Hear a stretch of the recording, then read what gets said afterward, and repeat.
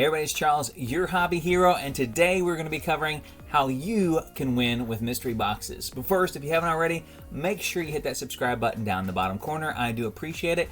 Put out regular content about the hobbies I love the most.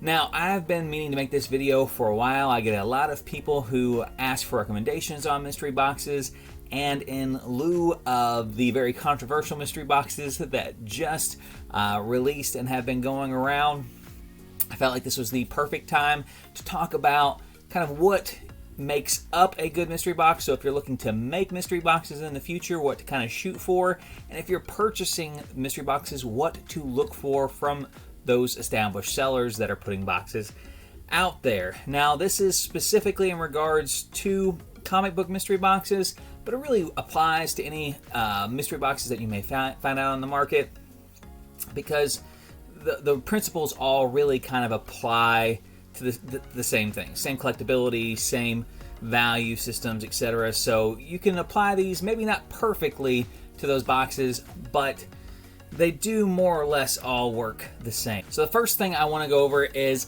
avoiding smaller boxes. So this may seem a little odd for those of you, because if you watch a lot of videos out there, there's a lot of these boxes that get opened up. The reality is, on these smaller boxes, it's going to make most of what we discuss in this video very hard to accomplish, if not impossible to accomplish, or at the very least, not profitable to accomplish. So shipping costs are high for a very high percentage of the cost when it comes to smaller boxes. Smaller amounts of revenue on those books means that the sellers are going to have less room to put books and stuff in there that are going to make that a more profitable purchase for the buyers. So just as a general rule of thumb, I avoid all smaller boxes. And when I say smaller boxes, like for me, $100 is probably the absolute cutoff. If you're buying boxes underneath $100, you can be pretty confident in the fact that most of what you're going to get is not going to be stuff that's going to be appreciating in value. It may be a couple minor keys, but mostly it's going to be stuff that is probably harder for that individual to move. And this is just a convenient way to move it without it clogging up their higher end boxes. With bigger boxes, there's going to be a bigger emphasis on the amount of revenue that they're generating for the individual sellers, and then they're going to have better quality books all throughout. Not just necessarily the values being better, but just the value coming from books that have opportunity to be graded and added value, or the opportunity to appreciate with spec that's coming out around the corner. Moving into that, kind of the price and value. So if you are pricing these boxes as a person building them, or if you're somebody out there shopping, the bare minimum that you should be looking for is 15% minimum over the market values for these books. And now when I say market values, I mean market values. Either use FMV to price your books, recent solds off of eBay, something that is concrete, measurable, and tangible. You can't just make up numbers. You can't just say, hey, I'm an expert salesperson, I know that I can get above market value for this book, so I'm going to price it at that. That does not work with mystery boxes. If anything else, err on the side of caution so you don't find yourself in one of those situations when you're selling $100 mystery boxes, you're guaranteeing value, and people can price out all the stuff and purchase everything that's in the box for $85, $90. You don't want to find yourself in that situation. Be truthful with it, but you have a lot of room to work with it. If you consider that the largest platform that you can sell on for the most parts are going to be your Mercaris, your eBays, and your Whatnot apps now, like a lot of those percentages and fees are going to be in that 10 to 15% anyway, so you're going to be taking that cut or that loss.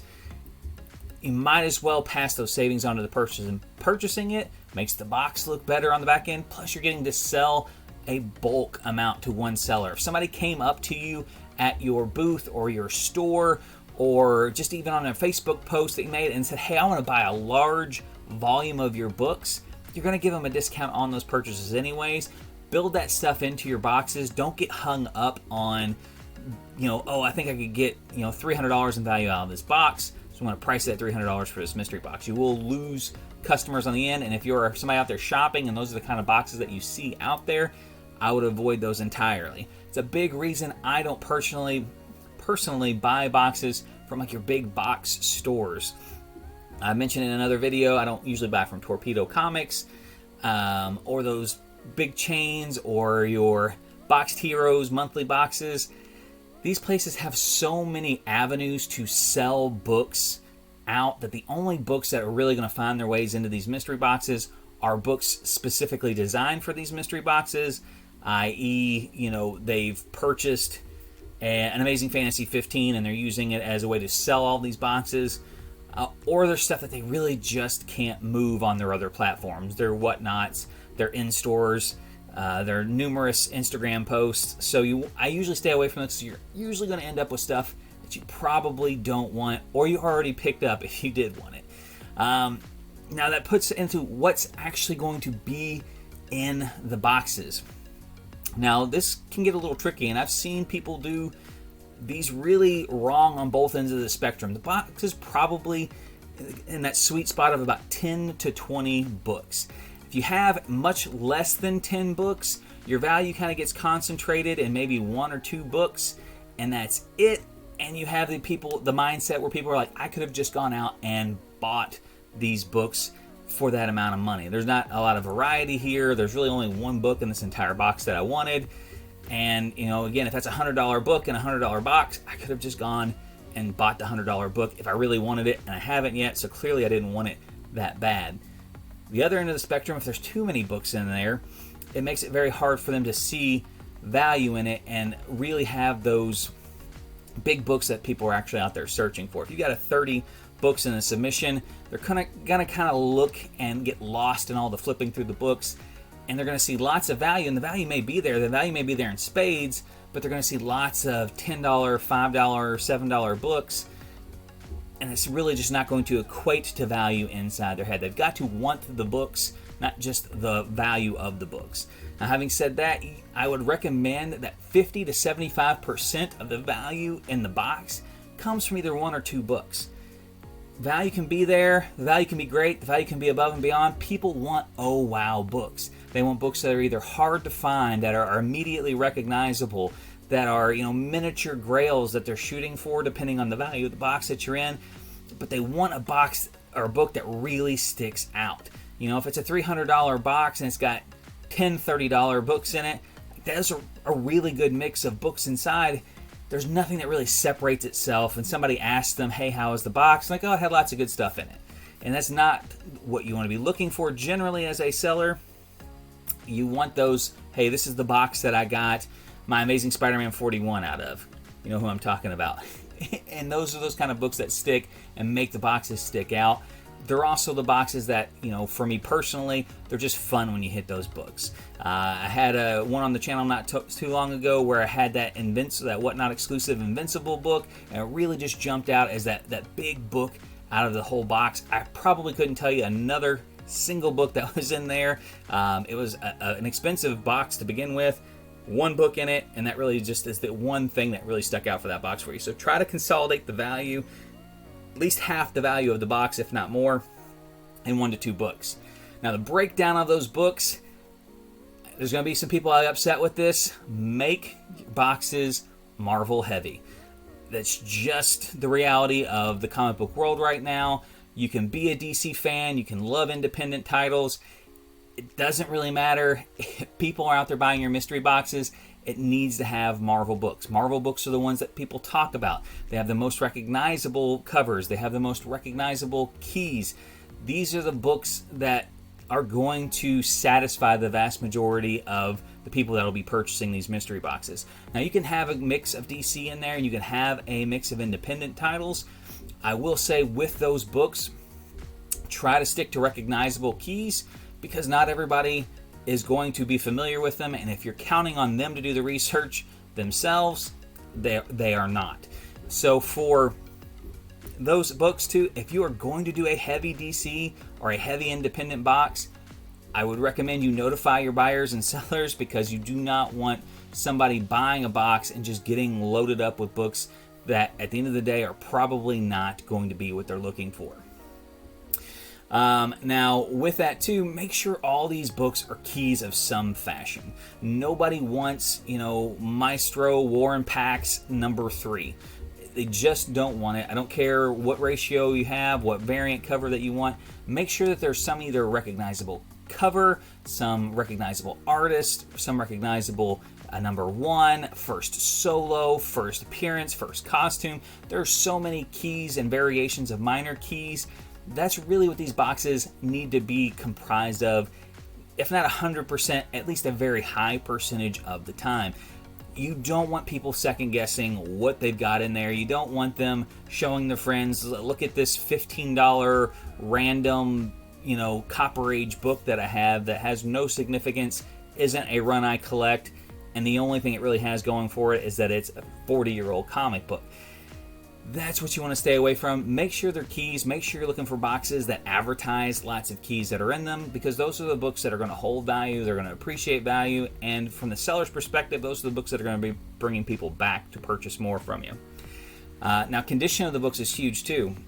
This is not a problem that I have run into. It is one I have seen other people run into, though, where the conditions of the books just aren't conditions people want the books in. Having a high value book in your box means absolutely nothing if it's not in a condition that any collector is actually going to want to purchase it in. If they are modern books, the books need to be in near mint to very fine condition at the worst. If it is lower condition than that, don't put it in your box, and don't buy boxes that have it in there. There's just no reason to have that stuff that is that modern putting in there. You're just going to end up upsetting people rather than improving them. One step further than that, grades on slabs need to make sense too. If you get a poor grade on a modern book or a Copper Age book that really doesn't have a ton of value in that graded condition, I wouldn't include it in your box. People aren't going to want, a modern book and an 8.0 just because it is a key. Like a First Red Hulk is a good example. You don't want to put, an 8.5 or even a 9.0 book like that in your box. Needs to be in a high enough condition. If you don't have it in a high enough condition, I recommend selling it on a different platform where somebody can go who specifically is willing to have that book in that condition can go and find it.